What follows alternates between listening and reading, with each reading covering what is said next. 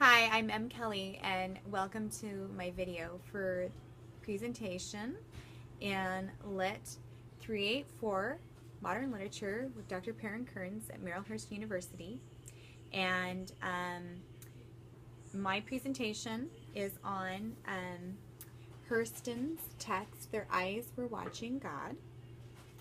And the article that I'm using to fulfill the requirements for this presentation is Ji Hun Ahn's article, Migratory Spaces of Home, History and Modernity, and Zora Neale Hurston's Their Eyes Were Watching God.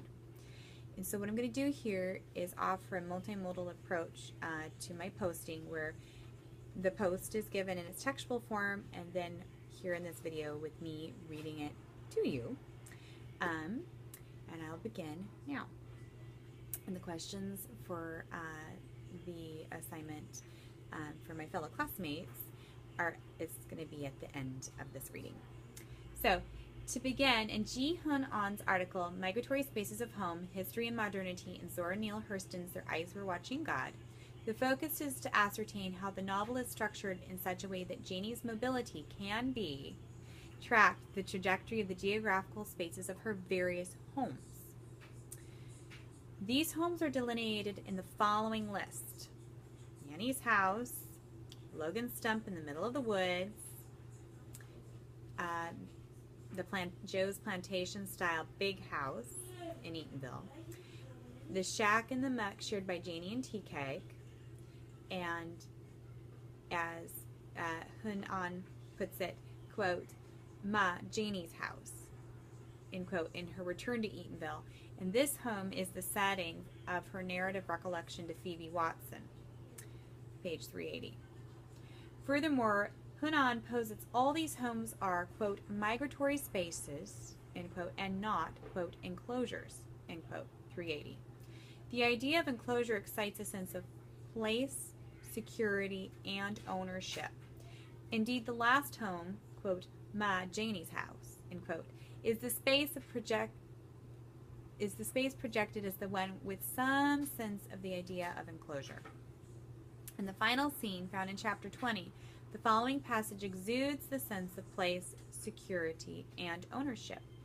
Quote, there was a finished silence that for the first time they could hear the wind picking at the pine trees. It made Phoebe think of Sam waiting for her and getting fretful.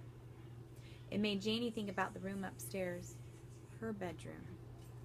Phoebe hugged Janie real hard and cut the darkness in flight, end quote, page 192. Herein the phrase, quote, the bedroom upstairs, her bedroom, end quote, signifies Janie's knowing she has her own space to settle into at the close of this long stretch of her story. Also, the placement of the conversation between two friends, quote, kissing friends for 20 years, end quote, page 7. Reuniting at this location is supportive of this sense of Janie having her own back porch to settle onto and converse, sort, and craft her porch story.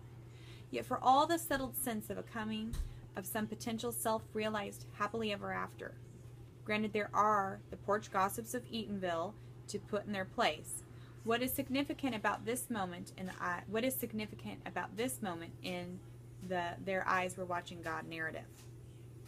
Indeed, reading the entirety of the book as the answer to this question, the porch story of Janie's own telling is a poignant perspective on black feminism and taking the history to be shaped in the truth of one's own life legacy. Please recall the words of Janie's second husband Joe on her participation in porch story culture as evidence about power struggles of racial and gender tensions during the narrative's historical setting. Quote, Janie loved the conversation, and sometimes she thought up good stories on the mule, but Joe had forbidden her to indulge. He didn't want her talking after such trashy people. Quote, you see, Mrs. Mayor Starks, Janie, I can't see why a woman of your stability would want to be treasuring all that gum grease folks that don't even own the houses they sleep in. 'Tain't no earthly use. They's just some puny humans playing around the toes of time, end quote, page 53-54. In this passage, there is a gender and class bias readily extracted from Joe's naming of Janie by her marital status first before her given name. and the demeaning declarations about, quote, gum grease, end quote, stories coming from people not owning their home, page 54. But two, there is the metaphorical play of this phrase, quote, puny humans playing around to toes a time, end quote, page 54. Hurston juxtaposes the grim and prejudicial elements of the social construct with a liquid movement of jargon slipping from the tongue of a thwarted, twisted, and sympathetic character like Jody. It is through scenes and dialogues such as these where the genius of Hurston is evident and echoes the Alice Walker quote employed in the foreword. Quote, people do not throw their geniuses away, end quote. Forward, page 7. Hurston's literary legacy offers brevity to the anthropological witness of the African diaspora shaping America as their home, too. And what criticism shapes the sub-creative, intellectual, and socio-political arc of the Hurston imprint in literature? Firstly, Huon will share the critical review of Hurston's novel through Hazel Carby's work, and it gives evidence to a posture of analyzing the text as a support for some selfish example of folk romanticism and, quote, colluding with the expansion of neoliberal capitalist order in the Caribbean, end quote, page 122. To read Janie's story in this reflection will demand a scrutiny of the text as it promoted a black feminism contrary to caring for others via a solidarity to economic, political, and general commonplace accounts of the human condition in material terms of health and aging. Indeed, Janie isn't a character with overtly heroic qualities nor anti-heroic values either. Instead, as Edwin Donticott states in the foreword of the Harper Perennial Modern Classics edition of Hurston's text, end quote, Hurston tried to envision characters who are neither too holy nor too evil, end quote. Page 14. Perhaps the genius of Hurston is in her sub-creative tact to read humanity as they could be in each aged world.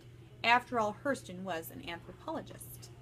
It is this formation of anthropological discipline which supported Hurston in sifting through the narrative layers of her protagonist, Janie, and writing a legacy of black feminism during the migratory phase of African American life in the hinging decades of the late 19th and early 20th centuries. Move the page here, and we've got a dog. Our dog, if I could show you, he's a Sheltie.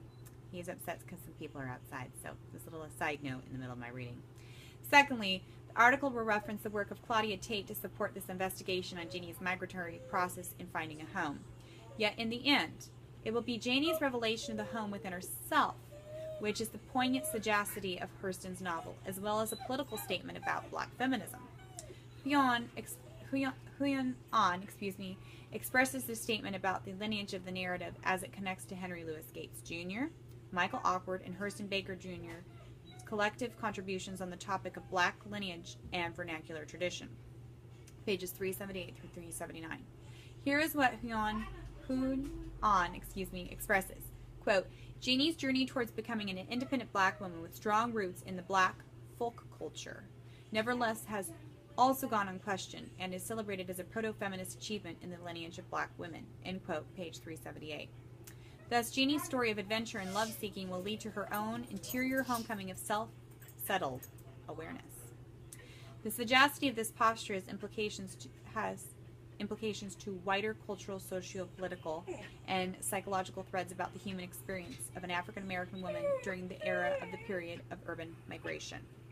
Indeed, the story Hurston offers is an impactful account of the impact each life is affected with via the community and historical opportunities and constraints they are becoming self within as a living anthropological and literary record. Additionally, the idea of Hurston's literary record as a quaint or quantifiable product of the capitalist aims of a commercial book milieu have validity in shaping the criticism of authorial legacy.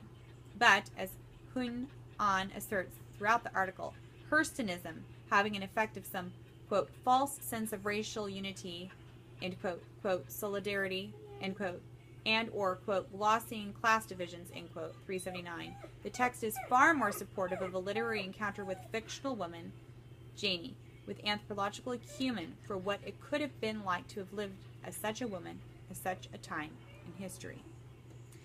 Lastly, a few questions to offer you, my fellow classmates, as this Hurston text settles itself into the porch seats of our mind. So there's 3 of them.